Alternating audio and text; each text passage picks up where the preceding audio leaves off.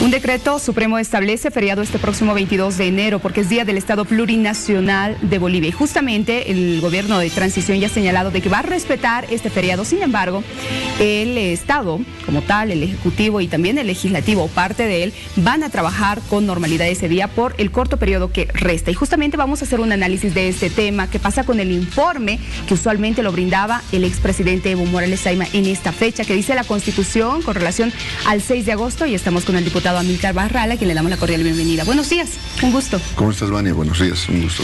Bueno, ya está confirmado el feriado, como lo establece el decreto supremo. Sí, yo tengo que ratificarme, no he estado de acuerdo en ningún momento que se lleve adelante un feriado, tomando en cuenta que es un feriado impuesto, inventado en 2010 con el tema del Día del Estado Plurinacional por parte del movimiento al socialismo, pero el haber hecho ese anuncio y ha empezado cierta provocación de parte de algunos dirigentes del MAS, movimientos sociales, que se les tiene que respetar, que igual que la OIPALA nos quieren, o sea, una serie de pretextos para querer tal vez buscar otra vez convulsionar el país por un feriado, imagínense. Es por eso que entendemos que de parte del Poder Ejecutivo se ha decidido, primero, en ningún momento ha estado en discusión el respetar el Día del Estado Plurinacional. Había una disyuntiva por ese tema del feriado, si era necesario parar el país por este tema.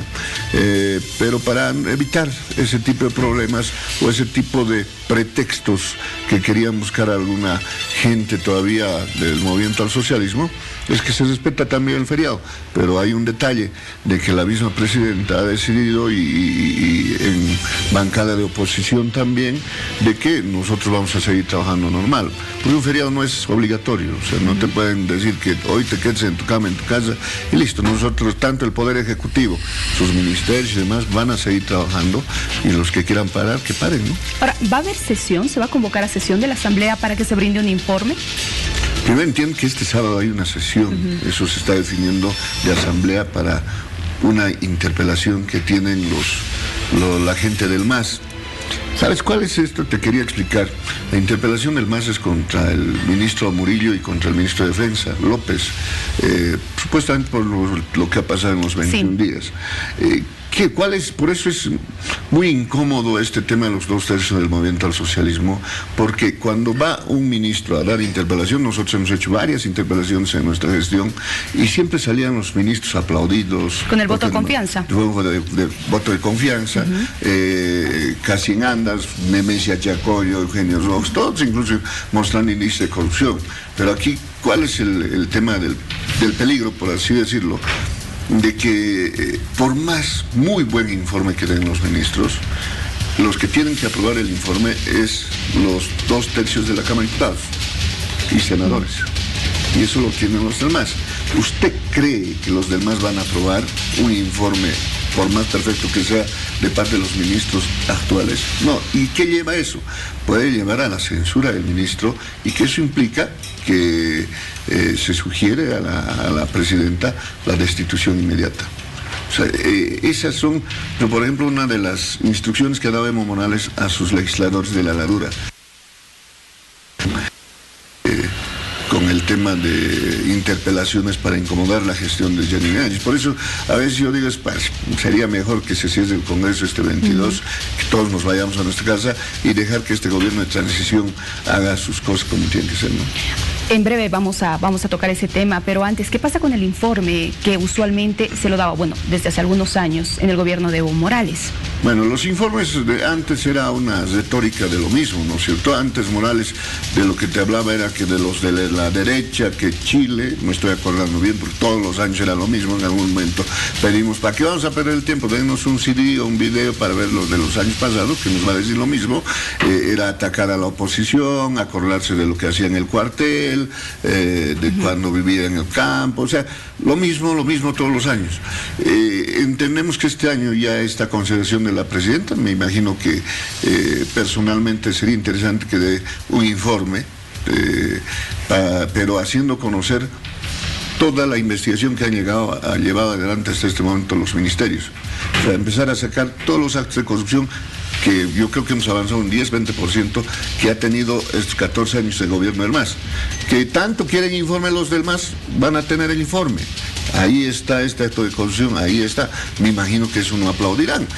Sería interesante porque, como te digo, no había, digamos, esa obligación de dar ese informe, son 2 meses de gestión. Sin embargo, como ese es otro pretexto, lo hemos escuchado al presidente de la Cámara, tenemos 2 presidentes, que vamos a contratar pantallas, que el Evo va a dar su mensaje. ¿Eso es posible? No es posible, pues eso es hasta delito.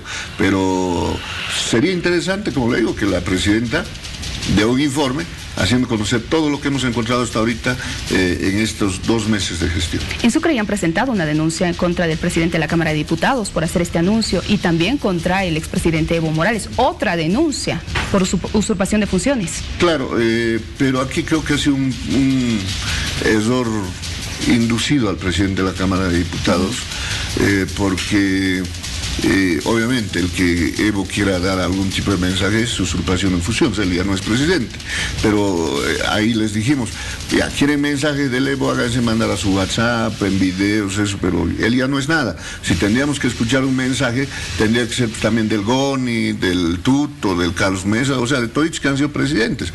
El señor Morales, que hoy está oculto y fugitivo en la Argentina, no tiene ningún derecho ni obligación de estar dando ningún informe, peor de una gestión que ha terminado con muertos, ¿no? Hablemos ahora del mandato, ya 14 días restan para que cesen sus funciones, los asambleístas. Ahora, un analista, o varios analistas más bien, señalan de que la presidenta Yanine Áñez no tiene que pedir una prórroga, tal y como lo establece este proyecto de ley que ha sido enviado al Tribunal Constitucional para su consulta. ¿Esto es así? ¿Qué sucedería en ese caso? ¿Qué pasaría con el trabajo de los asambleístas? ¿Existiría vacío de poder? ¿Habría una comisión? ¿Qué pasará? Te digo, lo ideal para nosotros es que se cierre el Congreso el 22. Hemos cumplido nuestra gestión. ¿Por qué? Por lo mismo que te estoy diciendo de que están queriendo incomodar y poner trabas a la gestión de Yanine Áñez con este tipo de interpelaciones que está haciendo el ala dura del MAS, la diputada Yañíquez, Britos y compañías. Pero los menos interesados en que se termine la gestión son los masistas. Eso te lo puedo asegurar, porque además allá de que su gran mayoría, no todos, no han hecho nada en estos 5 años, ganaban 21.000 bolivianos de levantar la mano, obviamente no van a querer perder unos 3, 4 meses más de esa plata, porque de trabajo no se ha visto nada. Como te digo, si en el plan de que la Asamblea pueda alargar su mandato, si el incomodar, poner trabas a la gestión de Yanine Áñez, personalmente estoy muy de acuerdo que se termine nuestra gestión, pero creo que así es hasta el 22. Pero hay ciertos vacíos legales, ¿vale?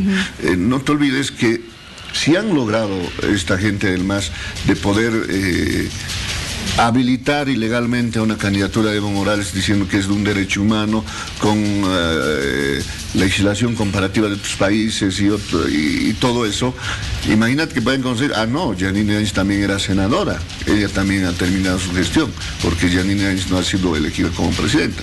Ya están manejando todo eso, incluso decir que la del Tribunal Supremo de Justicia tiene que hacerse cargo de la presidencia, o sea, están empezando a manejar ese tipo de cosas. Como te digo, yo creo que aquí la interpretación constitucional es muy importante, y si se tiene que llevar, mira, sería interesante que, por ejemplo, la transmisión de mando sea el 6 de agosto, que se vuelva lo que era antes, porque el 6 de agosto es el día de la independencia histórico de nuestro país. Pero vamos a ver, por eso nos quedan ciertas disyuntivas, qué es lo que va a pasar. Como tú dices, son 14 días que faltan para que nosotros sigamos tomando decisiones en torno al defensor del pueblo, no, si vamos a convocar, tenemos que elegirlo en 5 días, y eso no está bien.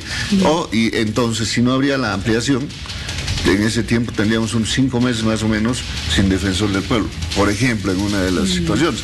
Y ahora, gobernar por decreto está permitido, pero no sé si es muy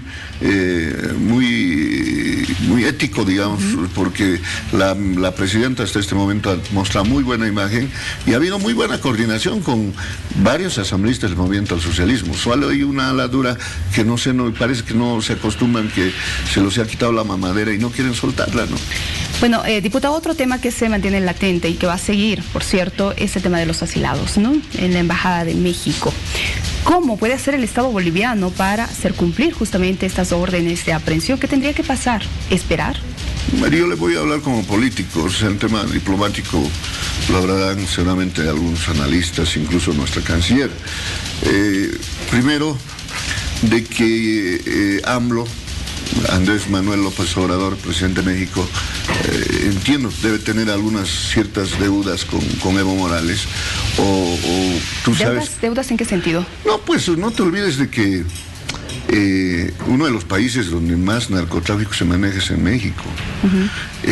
No te olvides que Andrés Manuel López Obrador, este último, cuando lo han detenido a su hijo el Chapo Guzmán, el narcotraficante más grande del mundo, él lo ha hecho soltar cuando ya lo tenían detenido.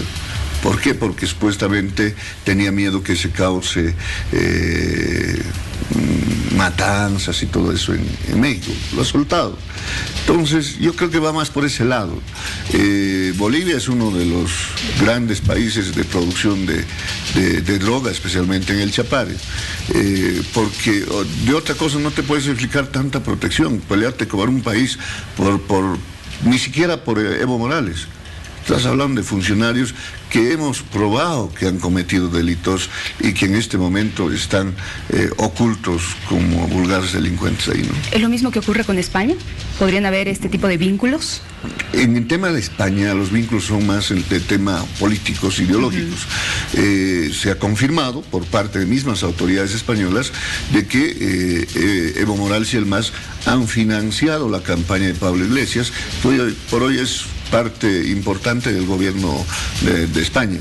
Ahora, pelearnos con España también se hace medio complicado, más allá que son funciones consulares y no de embajadas, porque tenemos una gran cantidad de bolivianos en España, lo que no pasa con México. Pues yo en algún momento decía, rompamos las relaciones con México, ¿no? O sea, porque México mucho, ¿en qué nos perjudica, digamos, Vania? Sus novelas no lo ven. Entonces, si nosotros cortamos las relaciones con México para agarrar a toda esa gente, después, con las condiciones de ellos, condiciones de nosotros, podemos establecer tranquilamente las relaciones. Insisto, ¿por qué el interés en Juan Ramón Quintana de estos países y también de Bolivia? Es lo mismo, te voy a poner una comparación más allá de las diferencias. Es lo mismo de lo que pasó con Luis Arce Gómez o con García Mesa. Son tanto Juan Ramón Quintana y Héctor Arce los cerebros grises, y a la cabeza de Evo Morales con Álvaro García Linera para pasar todo lo que ha pasado en nuestro país estos 14 años. Corrupción, persecución política, autoritarismo, despilfarro. Ellos son las cabezas de todo eso. El manejar el tema de la justicia como han querido, y estamos viendo cómo está la justicia. Tú has visto cómo han empezado a volver la gente del exterior, líderes políticos y demás. Lo he visto ayer a don Pepe Lucho Paredes, a lo que se fue ya muy demacrado, ya pasado de edad y de demás. Y esas cosas a veces duelen porque veías a líderes políticos que en algún momento nosotros podíamos estar en su lugar también, ¿no? ¿Qué pasa si México logra sacar a estas ex autoridades del país? El caso de Roger Pinto, por favor, por ejemplo, ¿nos puede hacer a una comparación más cercana o es otro caso diferente? Muy diferente. Lo de Roger Pinto era una persecución encarnizada de parte de Juan Ramón Quintana por los datos que tenía Chonta sobre el tema de su vinculación con el narcotráfico. Porque no te olvides que Chonta era senador de Pando y por donde hacía sus negociados Juan Ramón Quintana. Ahí ¿qué ha pasado? Era tan evidente la persecución política de que un embajador, o sea, un funcionario de alto nivel de Brasil se ha tenido que arriesgar para meterlo en su maletera, sacarlo, manejar hasta la frontera con Brasil y llevarlo ahí. Y lamentablemente Chonta ha fallecido y no precisamente en su tierra. Pero como te digo, esto de que México lo haga, gracias a Dios tenemos a las pititas que están permanentemente y también el Ministerio de Gobierno con la Policía Nacional vigilando todo eso. ¿Qué información se tiene del exgerente, por ejemplo, de Mi Teleférico? ¿Qué pasa con el exgerente también de la empresa Entel? Entiendo de que la mayoría ya está en el exterior. ¿Han logrado salir de Bolivia? Con la plata que han robado, o sea, puede estar tranquilamente en sus vacaciones en París, en cualquier lado. ¿Por qué se han robado mucha plata? Porque no se está investigando en otros países. Pero estamos empezando primero de las cabezas. Ya están empezando a salir para otras autoridades y demás. Ya se vendrá el tema del procurador. ¿Van a caer más exautoridades? Muchas más, porque sabes que donde apretas, como dicen, sale pus. Donde vas, hurgas un poquito, sale índice de corrupción. Y son los mismos funcionarios que tal vez han estado metidos también, son los que denuncian y te dan pruebas de cómo han hecho el tema del manejo discrecional del Estado boliviano y cómo han despilfarrado la plata, que en este momento puede resultar una burbuja que en algún momento puede reventar y afectar a todos los bolivianos, ¿no? Muy bien, hemos hablado varios temas y el último al que usted se refería justamente, el ministro de Justicia ha señalado de que cerca a 600 exautoridades entre ministros, viceministros, directores y también las familias de estas van a ser justamente investigados por movimientos inusuales que habrían realizado de dinero y también por la adquisición de algunos bienes. Gracias, diputado, por su visita. Muchas gracias, Vania. Siempre un gusto estar con usted. Que le vaya muy bien. Vamos a estar muy pendientes qué vaya a pasar y de la respuesta también del Tribunal Constitucional. Tenemos más a esta hora.